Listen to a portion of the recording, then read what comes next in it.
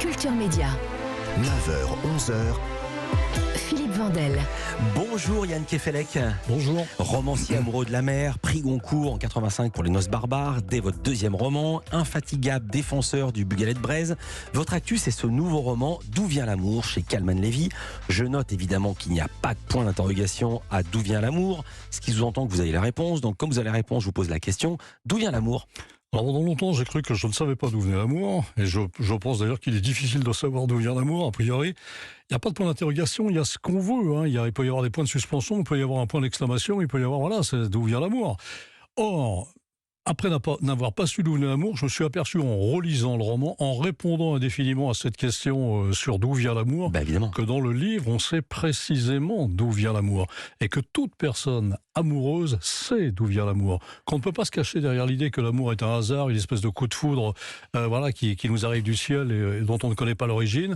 En réalité, lorsqu'on tombe amoureux, on finit par savoir pourquoi on est amoureux. Oui, et dans ce livre, c'est ce qui se passe. Oui, mais ça répond pas à la question d'où vient l'amour. D'où vient l'eau, on sait d'où elle vient et on peut recreuser au même endroit, tandis que c'est pas vous que je vais l'apprendre, qu'on peut pas remettre ses pas dans les mêmes traces. Chacun sait pour lui-même et pour ses amours d'où vient l'amour. Et dans ce livre, on sait d'où vient l'amour. Alors vous répondez avec le plus grand sérieux et la plus grande intelligence qui est votre cas, sauf que vous avez dit à la Nouvelle République, c'était fin août, quand j'ai choisi ce titre, je me suis dit, je suis fou. Ben oui, bien sûr, d'ailleurs j'ai failli l'envoyer balader ce titre, parce que l'amour il est mis à toutes les sauces depuis que le monde est monde, on l'entend dans toutes les variettes, dans tous les romans de gare, enfin voilà, tous les titres sont à base d'amour et on pense que cette mayonnaise va prendre. Donc moi, à mon tour, je me suis dit, j'ai l'air d'un faiseur de mayonnaise avec mon titre, de mauvaise mayonnaise avec mon titre D'où vient l'amour, jusqu'au moment où je me suis dit, mais effectivement, l'absence d'un point d'interrogation et cette réclamation d'une origine de l'amour est tout de même extrêmement intéressante et c'est elle qui motive le monde, en tout cas qui motive le monde humain.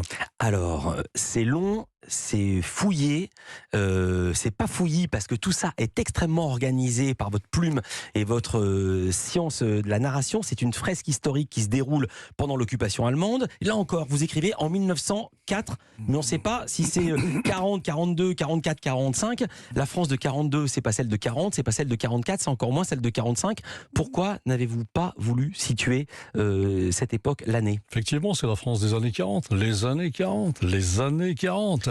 Il est totalement inutile de les millésimer. Je ne suis pas un historien, je suis en train de raconter une histoire d'amour, donc je tuerai la poésie de ma narration. Pas du tout. Parce qu'il y a l'occupation, il y a des nazis qui sont là, il y a des traîtres, il y a des résistants. Et vous savez comme moi que la place de la résistante et la résistance et des collabos n'était pas la même au début et à la fin de la guerre. Je me dis pourquoi veut-il garder ce flou ? Parce que c'est pas pour rien que vous l'avez fait. Mais encore une fois, c'est un flou poétique. En plus, parce que je n'ai pas envie de raconter l'histoire de la résistance. J'ai envie de raconter une histoire privée, c'est-à-dire la magnifique histoire d'amour que va vivre Maude et que va vivre Samuel, l'homme dont elle s'éprend pour des raisons complètement mystérieuses qu'elle finira par élucider.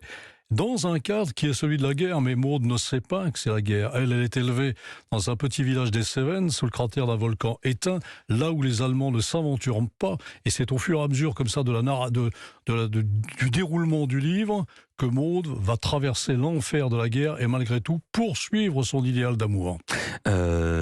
Elle a une histoire d'amour avec Samuel Pujol, qui est le fils du patron de la fabrique de lingerie Les Ateliers Pujol, une sorte de fils à papa, mais on verra que ça va beaucoup plus loin que ça. Il y a des scènes délicieuses, je me dis ça fait un film, comme ça il y aura des scènes dans une lingerie, c'est beaucoup plus joli que s'il était fabricant dans une usine de robinets.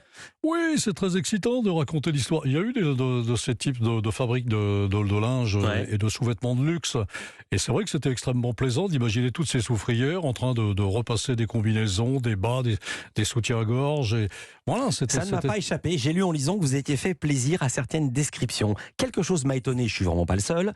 Pour l'une des premières fois, votre roman se passe pas en Bretagne, mais dans les Cévennes. Pour quelle raison ? Et dans le Figaro Magazine, Jean-Rodé Van der Platsen se pose la question: quoi de commun entre le pays cévenol protestant et la Bretagne catholique ? C'est une bonne question. C'est une excellente question. N'oublions pas que les Bretons sont des migrateurs, qu'ils ne sont pas fanatiques de leurs limites, et c'est pas parce qu'ils sont conscients d'habiter le pays le plus beau du monde, la Bretagne d'Armor, qu'ils ont les yeux fermés sur la beauté des autres paysages. J'ai découvert les Cévennes grâce à mon ami Claude Courbier lorsque j'avais 24 ans, et j'ai eu l'impression d'arriver au paradis. J'ai eu l'impression de me sentir en Bretagne, même si la mer n'y montait jamais. Pourquoi ? Je pense que c'est parce que c'est une région granitique, que les énergies montent du sol et que c'est elles qui répandent cette espèce de mystère sur toutes les choses qu'elles environnent. Et vous êtes retourné enquêter sur place ou pas ? Je suis allé à la fois enquêter, donc je suis venu pétri de clichés sur la Seconde Guerre mondiale. C'est la France lâche, la France délatrice, la France ceci, la France cela. Enfin, le mea culpa perpétuel de la France au souvenir de ces événements-là. Et là, j'ai découvert, au contraire, une magnifique histoire, une page d'histoire de France écrite par le militantisme protestant. J'ai découvert des gens admirables qui s'étaient battus pour sauver les Juifs, pour les protéger, pour les héberger, au péril de leur vie très régulièrement. Et c'est aussi, d'une certaine manière, un hommage à ces protestants muets et parfaitement discrets sur leurs hauts faits que j'ai voulu rendre dans ce livre. Muet, c'est le mot. Yann Kefelec, D'où vient l'amour, nouveau roman qui vient de sortir chez Calman Levy. Culture Média continue. On va parler musique et de beaucoup d'autres choses encore. À tout de suite.